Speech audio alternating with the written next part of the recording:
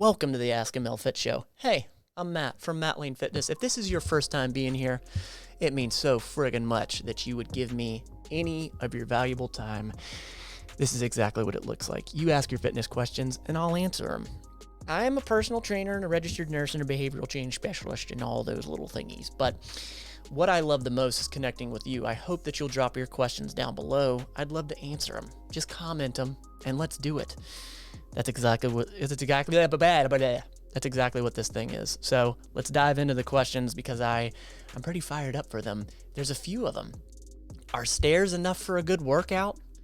How do you know if you're eating the right things on vacation? And there's a few more I might dive into, but these are near and dear to my heart because there's a few different angles you can take it. So here we go. First question. Flights of stairs. Hello, I'm starting my weight loss and I'm not ready to walk into the gym, so I'm doing what I can from home. You are so smart. I'm happy for you. You don't have to go to a gym to make the progress you want. And you know yourself, it sounds like, and that's good. Good job. And congrats on starting your weight loss journey. I've been reading a lot about flights of stairs. I've got 13 steps, so close enough. Flight, yeah, I got it. From what I can find, the articles are only mentioning it's good for muscle building. Not necessarily. I mean, it is, but not necessarily only. Are flights of stairs good for weight loss? It can be, absolutely. If yes, how many times would you say are standard for a good workout? That's an interesting question. Also, thank you for taking the time to at least read this. I appreciate it very much. So, again, congratulations on getting started. Here's the deal. What really matters is, do you have a plan that you can continue, that you enjoy, and that you can make a little bit more difficult as time goes? And all of those could be yes. So it's less what matters of what is a standard of how many times to walk this flight of stairs for a good workout, and more, do you think you're going to stick to this? You know, the behavior change aspect is what I always approach things from first. So let's break it down to this.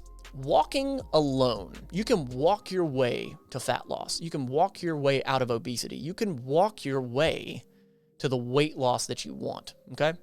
So you can walk alone. So absolutely, using stairs is a fantastic approach. Especially, it sounds like it's really close to you. It's not going to be a burden to get to. And stairs, you're ultimately using more energy to climb those stairs. You know, like think about climbing up some stairs versus walking 10, 20 yards. It's a big difference, right? Now, having said that, you probably have heard, read, and seen people that do stairs because yes, it absolutely can add some muscle onto your frame if you do it consistently.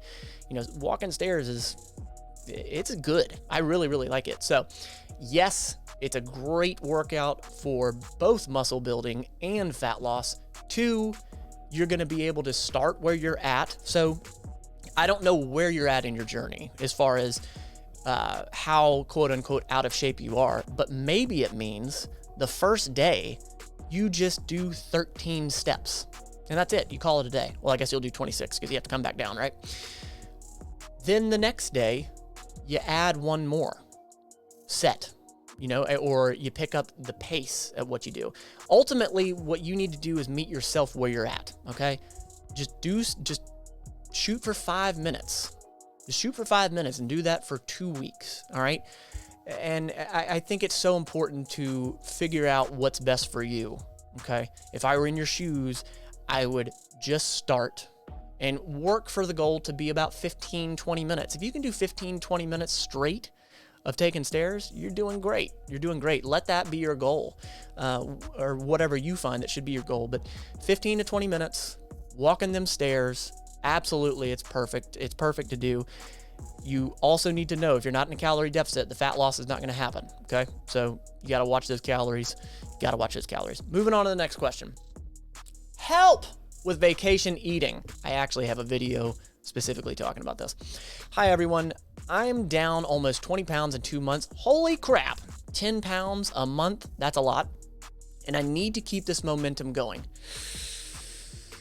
I guarantee you this is going to slow down at one point. You're not going to keep losing 10 pounds a month, but I digress. My problem is I'm going to Hawaii for 10 days next Friday, and I'm terrified. I'm sorry to hear that you're terrified, but you don't have to be, and I'll tell you how. I don't want to gain weight, but I feel like it's almost inevitable on vacation. So it's not inevitable. It's not. It's not like it's going to sneak up on you and it has to happen or it's out of your control. It is within your control. We're going to be doing a lot of physical stuff, snorkeling, hiking. So I'll be getting some exercise, but how do I make sure I stay on track with the food? Well, good. I'm glad you're going to be doing some active stuff. How do I make sure I'm on track with the food? Obviously, I'm going to be doing a lot of eating out, but most of the restaurants that I've looked at online don't show calories. So you're aware of calories. Good. I'm glad. And the biggest thing that helps me tracking my food the biggest thing that helps me is tracking my food every single day. So this is kind of throwing me off.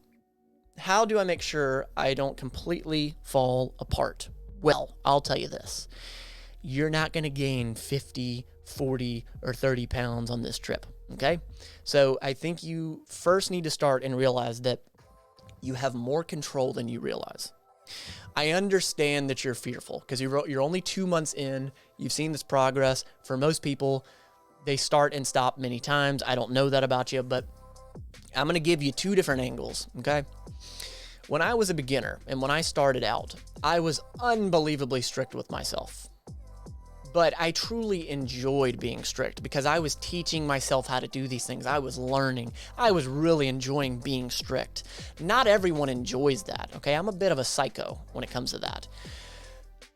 For some people, the approach is better to be flexible with it, to know that if they eat a slice of pie, that they're not going to explode in weight. It is okay. You're going to be okay. It's very dependent upon you what approach you should take, okay? Should you be super strict or should you go in flexible?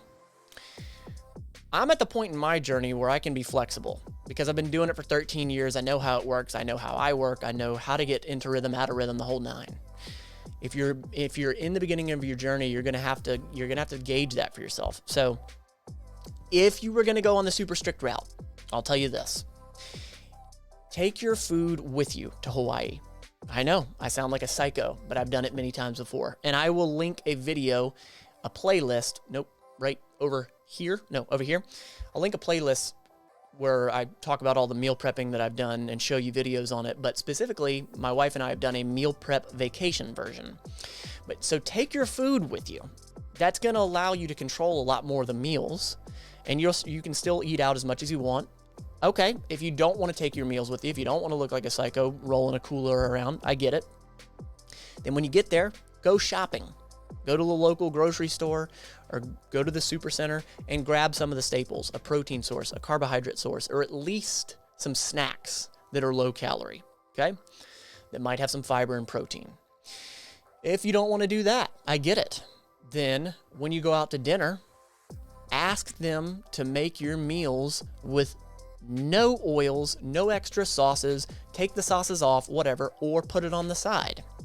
I understand some people don't want to look like a psycho and stand out at dinner, so I'll give you another option. When you go out to dinner, most meals are about 2 to 3 serving sizes bigger than normal. So if you think you're eating 1 serving size, typically it's 2 to 3 serving sizes. So go into it knowing that and eat only half of the meal or a third of the meal. This is going to allow you to still enjoy it, be flexible, but you can take that meal home with you that night. If you have that approach throughout the 10 days, you're going to have a lot of control. Okay, you don't want to do that. You don't want to have to limit yourself. Then just get appetizers because appetizers are much smaller serving sizes. So you still didn't look like a psycho. You got to eat some of the food and indulge, but you didn't eat too much. There are so many ways that you can go about it. I would highly suggest you pound the water the whole time you're there and enjoy the trip. Try to enjoy the trip. So that's the strict way. The flexible way would be to guesstimate what you're eating at these dinners. Know that there's going to be some weight gained, but just know that when you get back home, you can get back on track with your normal routine and that it's going to be okay. Whichever one feels the best for you, is the one you should do. That's just my opinion. All right. I'm not answering this one. I'm going to hold off until the next one. If you're feeling squirrely, if you're looking for a fitness plan based in behavior change and science, check down below. I have it there. That's exactly what I do. Thank you to the Mental Fit Mafia. Thank you to the patrons. It means so friggin' much that you'd support me all these years. You don't have to be perfect at this fitness thing. Just be better than yesterday. Every day.